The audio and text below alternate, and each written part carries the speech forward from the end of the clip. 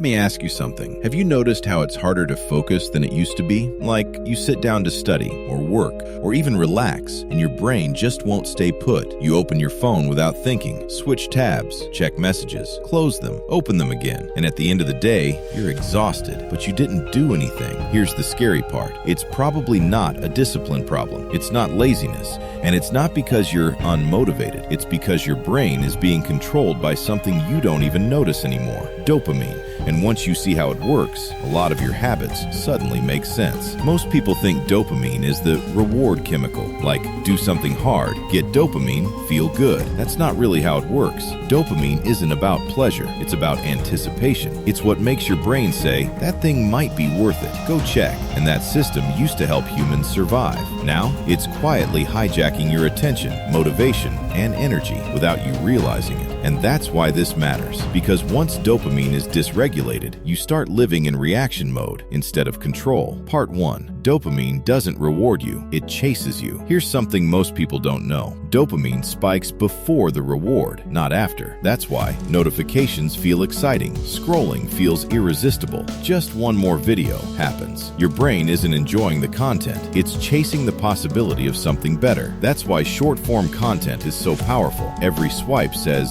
maybe the next one will hit, and your brain keeps pulling the lever like a slot machine. You don't feel satisfied, you feel stimulated. There's a difference.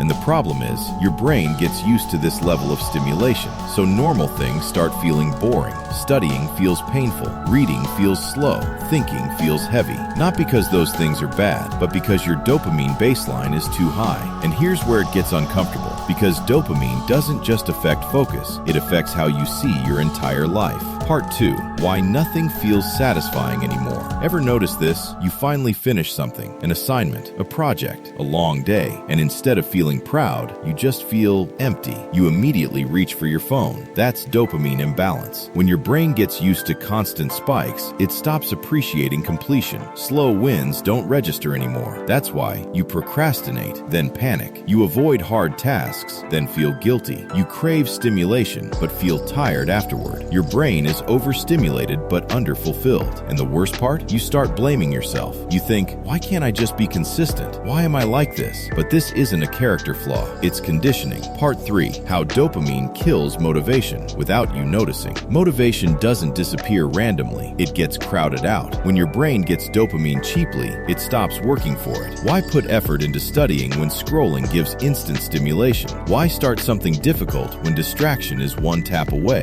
This is why motivation doesn't come before action anymore. Your brain is waiting for a reward that never arrives, so you feel stuck. Not lazy, not broken, just overstimulated. And here's the scary part. The more you rely on quick dopamine, the harder it becomes to tolerate boredom. And boredom is where focus starts. So the question isn't, how do I get more motivation? It's, how do I stop draining it? Part 4. You're not addicted, you're overexposed. Most people think addiction looks extreme, but dopamine addiction is subtle. It looks like checking your phone without thinking, needing noise to fall asleep, feeling uncomfortable with silence, avoiding stillness. Your brain hasn't learned how to rest, only how to react. And when your brain is constantly reacting, it stays in survival mode, which explains anxiety, mental fatigue, feeling on edge for no reason. Your nervous system never powers down. So even when you sleep, you don't fully recover. That's why you wake up tired. Part 5. How to rebalance dopamine without doing anything extreme.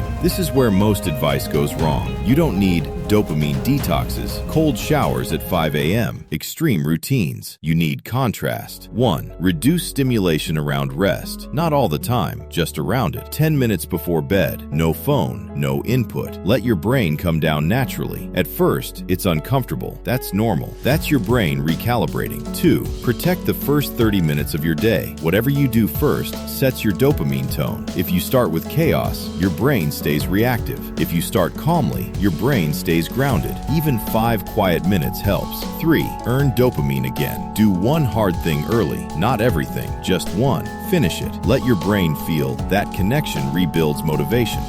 Part 5. The dopamine skill nobody teaches.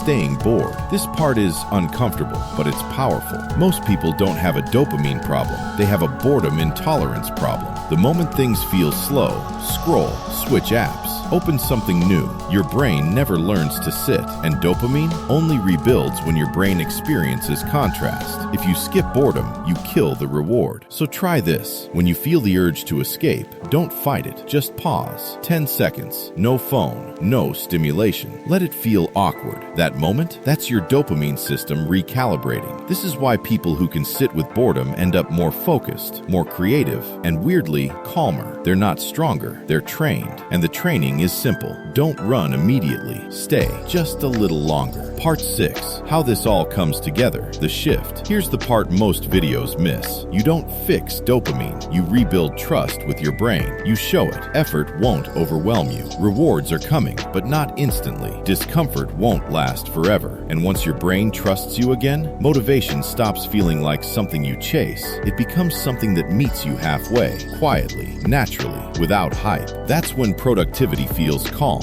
not forced, not dramatic, just steady. Part 7. Why pushing harder is making you worse, not better. Here's the trap most people fall into. When motivation disappears, they assume, I need to push harder, I need more discipline, I need to force myself. But forcing yourself while dopamine depleted doesn't build strength, it builds resistance. Your brain starts associating effort with pain, and once that happens, even simple tasks feel heavy. That's why burnout doesn't look dramatic. It looks like avoidance, procrastination, scrolling. So here's the reframe. Progress isn't about intensity, it's about recoverability. If your system can't recover, it won't sustain motivation. This is why people who work less sometimes outperform people who grind non-stop. They stop before damage. They rest before collapse. They leave energy in the tank. And that leftover energy, that's where dopamine slowly returns. Part 8. The identity shift that brings motivation back. This one is subtle, but powerful. Stop asking, how do I feel motivated again? Start asking, what kind of person would do this anyway? Because motivation follows identity, not the other way around. When you see yourself as, I'm someone who finishes things, I'm someone who moves even when it's uncomfortable, your brain stops negotiating. Not because you're harsh, but because the decision is already made. And here's the key. You don't need big proof. Tiny proof works. 1 page, 5 minutes, 1 completed task. Each small action sends a signal. This is who I am now. And your brain? It rewards identity-aligned behavior with dopamine. That's how motivation rebuilds, quietly, internally, without hype. Part 9. What to do when you still feel nothing. Let's be honest for a moment. There will be days where you do everything right and still feel flat.